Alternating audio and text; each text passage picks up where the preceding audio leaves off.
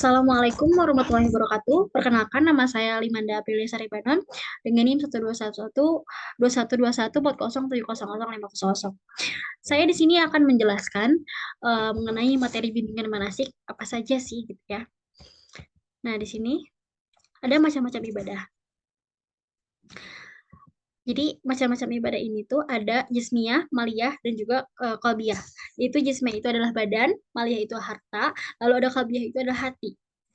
Nah, selanjutnya di sini ya, apa sih ibadah jismiyah itu? Ibadah jismiyah itu adalah ibadah yang dilakukan seorang dengan dirinya sendiri seperti sholat, puasa, lalu membaca Quran.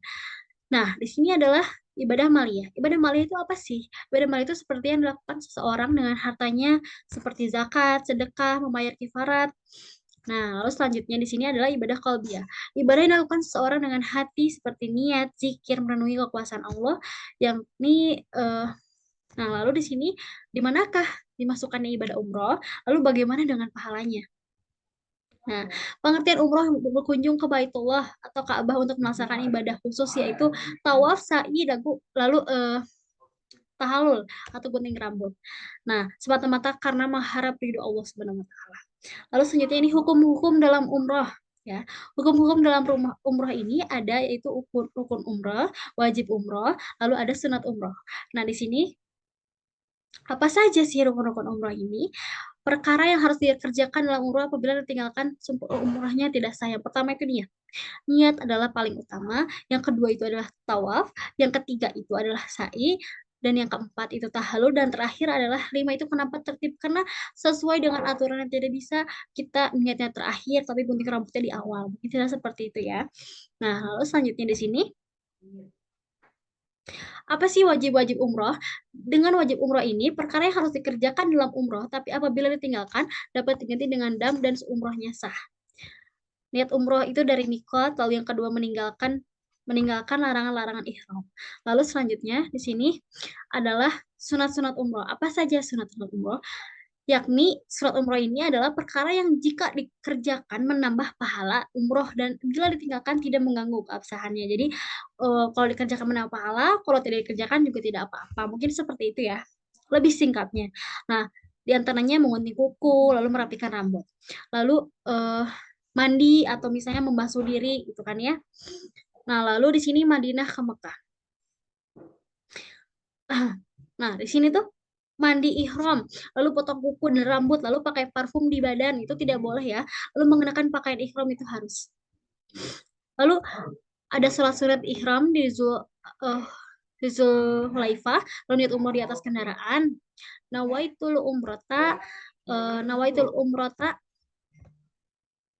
wa ahramtu biha lillahi ta'ala. Labaikallahumma umrota. Ini seperti itu.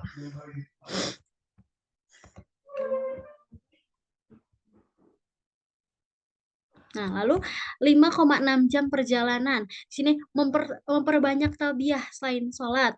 Lalu di sini, nah di sini bisa dijelaskan ya, ini adalah pakaian ihram dan larangannya. Di sini yang pertama itu ihram. Laki-laki itu harus memakai pakaian yang berjahit. Larangan itu memakai pakaian yang berjahit. Harus memakai alas kaki yang menutupi jari-jari kaki dan mata kaki atau tumit. Lalu yang ketiga adalah menutup kepala dengan penutup yang melekat. Itu tidak boleh ya, larangannya. Nah, lalu ini alas kaki laki-laki. Nah, ini harusnya alas kaki laki-laki itu seperti ini. Bentar. Nah, seperti ini ya. Lalu selanjutnya, nah yang boleh itu adalah seperti ini. Tidak menutupi. Nah, ini yang tidak boleh itu adalah pakai sepatu yang menutupi ya. Yang menutupi itu tidak boleh.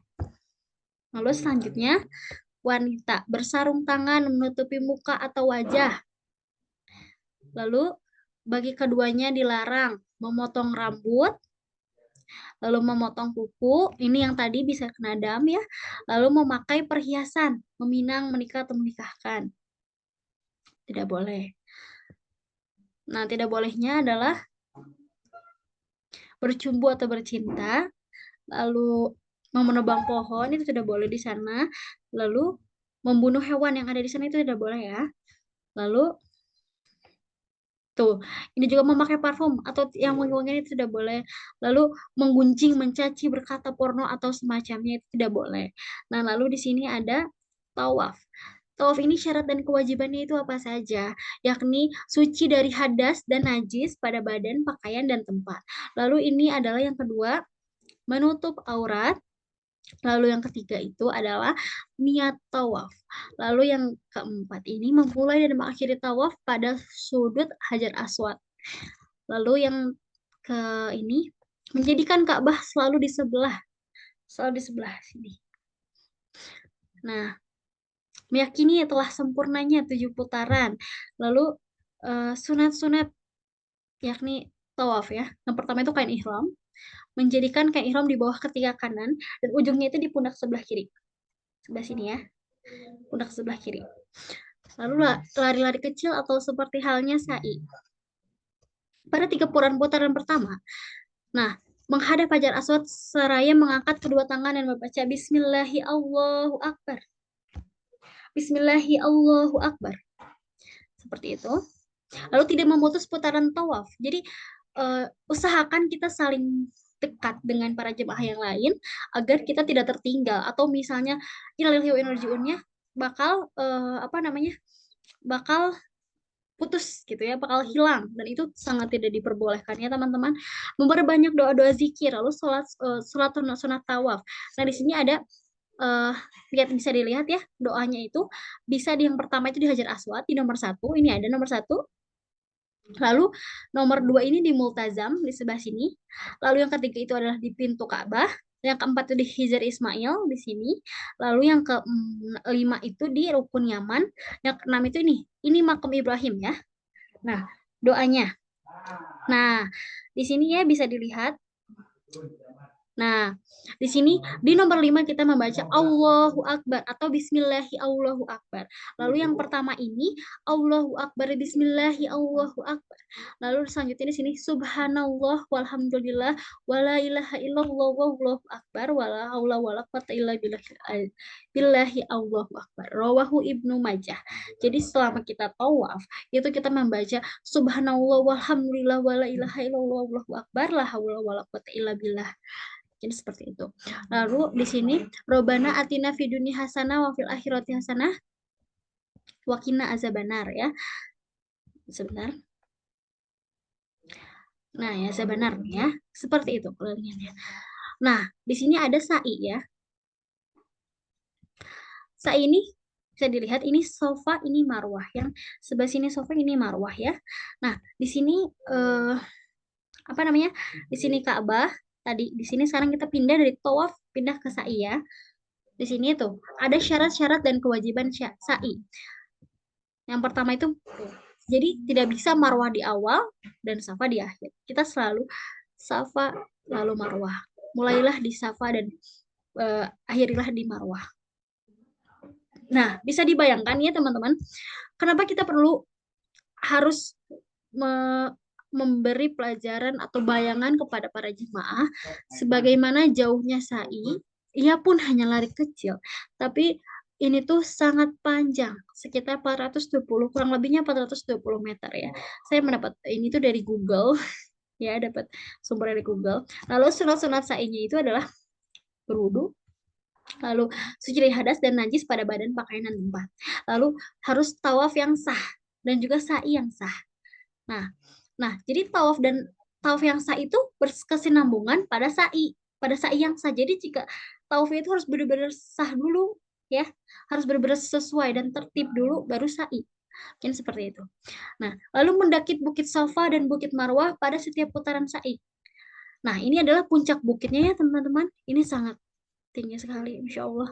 Nah, saya juga belum pernah ke sana, tapi ya mudah-mudahan bisa terbayang oleh teman-teman juga. Ini mungkin bentuk praktek bimbingan haji. Lalu menghadap kiblat, tasuk takbir dan tahlil, lalu berdoa dan juga membaca sholawat ya. Lalu selanjutnya ini adalah, nah ini bayangan saya teman-teman tuh. Ini lampu hijau ini adalah untuk lari-lari kecil. Ini bisa dilihat ya, lampu hijau ini adalah untuk lari-lari kecil. Nah, langsung ini berjalan cepat sepanjang lampu hijau pada setiap putaran. Ini tuh khusus pria. Lalu kalau misalnya nah, ini mungkin diibaratkan seperti ini kali ya. Nah, ini Marwah, ini Safa sepanjang 420 meter. Ini panjang sekali, Masya Allah. Lalu tahalul, nah yang terakhir itu adalah tahalul. Sebagai tanda pelaksanaan umroh setelah selesai, hal itu disebut tahalul yang berarti perkara-perkara yang diharapkan selama berihram telah dihalalkan. Nah, di sini aktivitas di Mekah ini tuh apa aja sih? Mengunjungi tempat-tempat manasik haji seperti Arafah, Muzdalifah, di Mina. Lalu umroh kedua dengan bermikot di Ji'ranah, lalu memperbanyak ibadah sunat, terutama di tawaf. Ya. Lalu tawaf wada. Nah, dilakukan ketika hendak meninggalkan kota Mekah, tidak dilanjutkan dengan sa'i. Nah, mungkin seperti itu ya. Eh, eh, Presentasi dari saya mungkin cukup segitu. Mungkin kurang lebihnya mohon maaf. Wabillahi taufik wal hidayah. Wassalamualaikum warahmatullahi wabarakatuh.